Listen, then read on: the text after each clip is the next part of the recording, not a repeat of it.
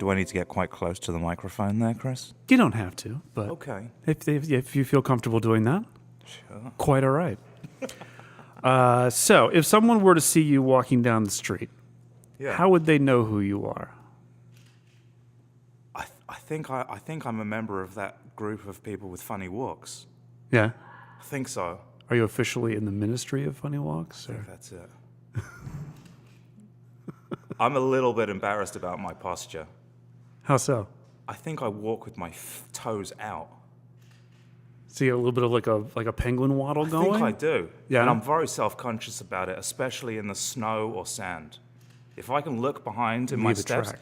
and leave a track, and I'm like, oh, that can't be good. What's wrong with So, him? so I correct. So I correct it. How would they know who I am? Do they follow your weird tracks in the snow to Bambolina? They might do. Yeah.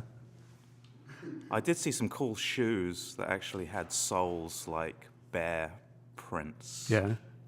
You know, a 5 pad and then some big claws. I feel like those were made for you.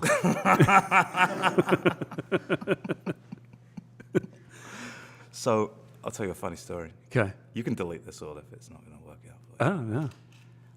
About 10 years ago, I was hunting in Florida. I enjoy to hunt. I like to eat wild meat. Right. But I was hunting in Florida. I was probably about 10 miles away from the nearest house, in the middle of nowhere. And this is outside of Orlando.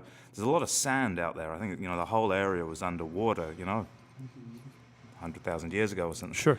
A lot of sand paths. I was out there, and there were footprints in the sand, and they were bare human footprints. Okay. Very defined toes, heel, human footprints. Kind of scared me a little bit. Okay. Out in the middle of nowhere, I'm wearing bright orange. I do have a gun, so I feel somewhat protected. Sure.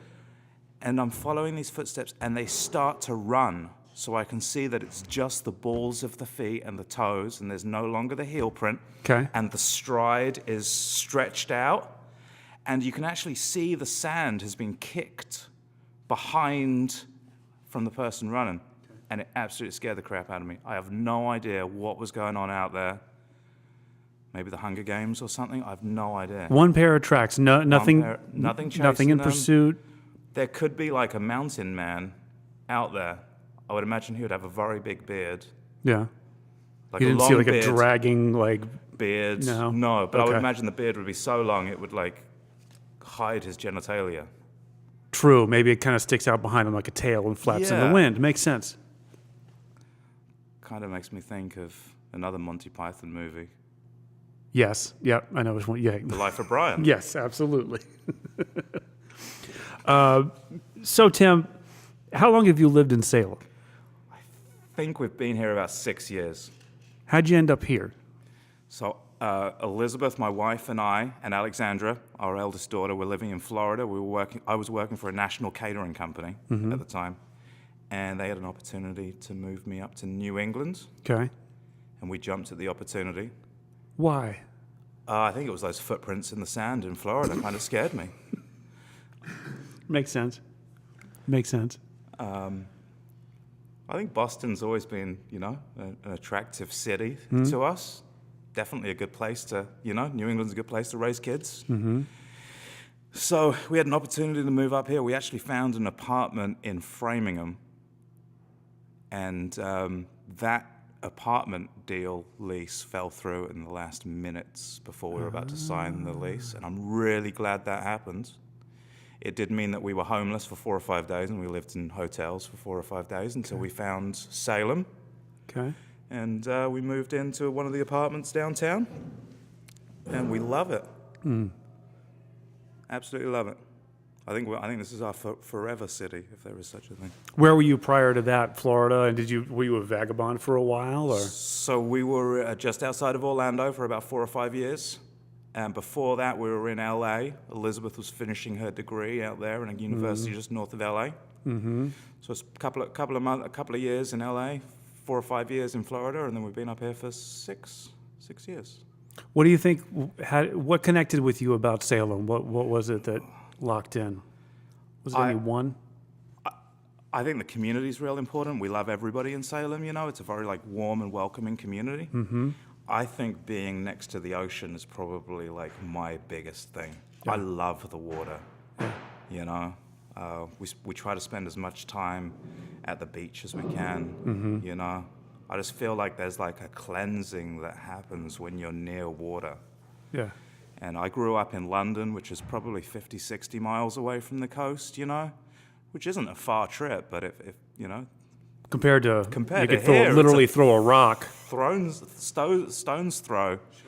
Yeah, so I love Salem for like the sense of community. I feel like it's a small enough town where you can really get to know people.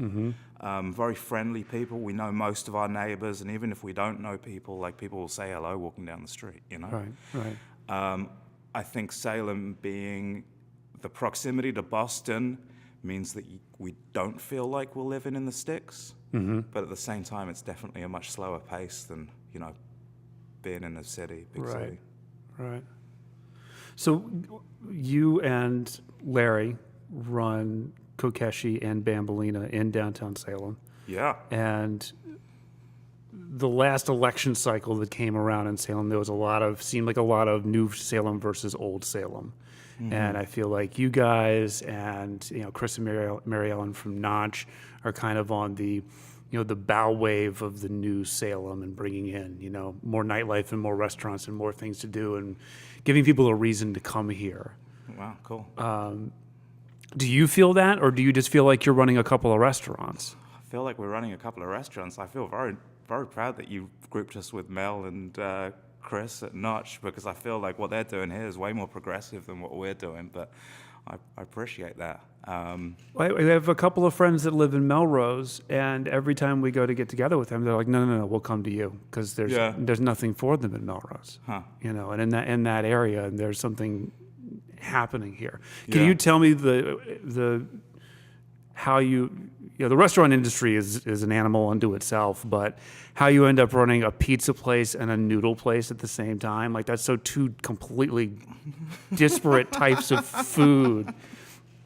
Right? Am I right? Or is it kind of all the same stuff? Like, is a restaurant a restaurant? So I think that Larry and I'm going to speak for him as well. I think that we both like very approachable food, and I don't think you can get more approachable than noodles or pizza.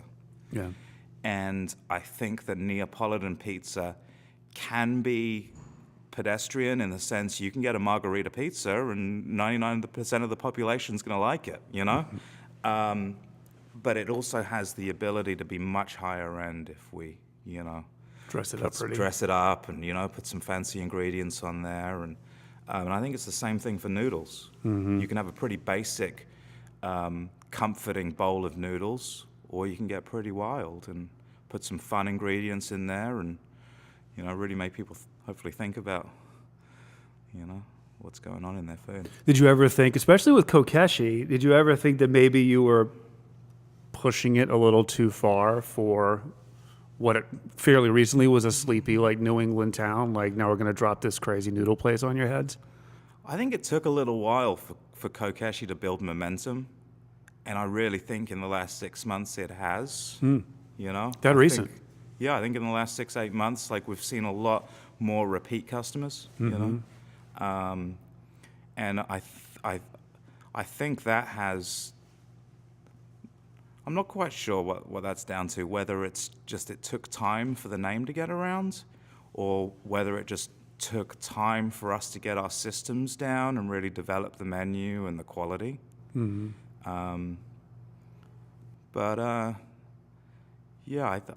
don't think it's too progressive for Salem. I think if Kokeshi was in New York City or in San Francisco, it would be a little bit dated and probably not as cool as some of the other noodle spots.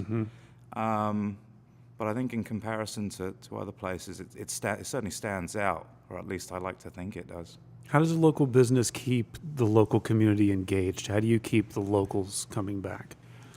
I think keeping the menu fresh is really important, and that's something that I don't know if we should say we struggle with, but it's something that we put a lot of emphasis Challenge. on. Yeah, challenge to keep the menu dynamic. So we obviously want to keep like the core fan favorites on the menu. Like I think the Caesar salad's probably going to be on the menu at Bumbleina forever. But to keep a fresh mix of fresh ideas coming into the menu is definitely something that we got to push ourselves hard to do continuously.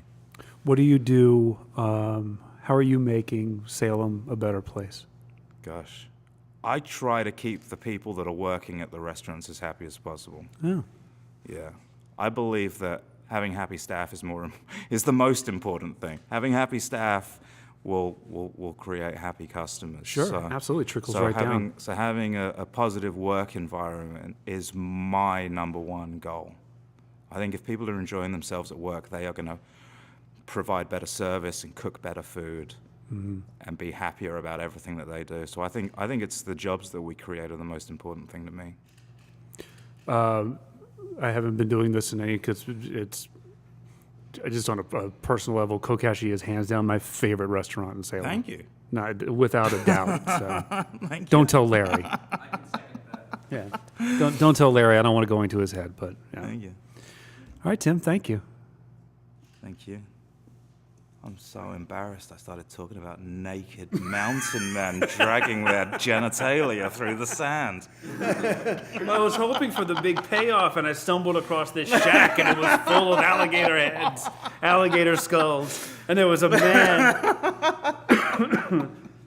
The fact there was no resolution to that story kind of bums me out, to be honest with you.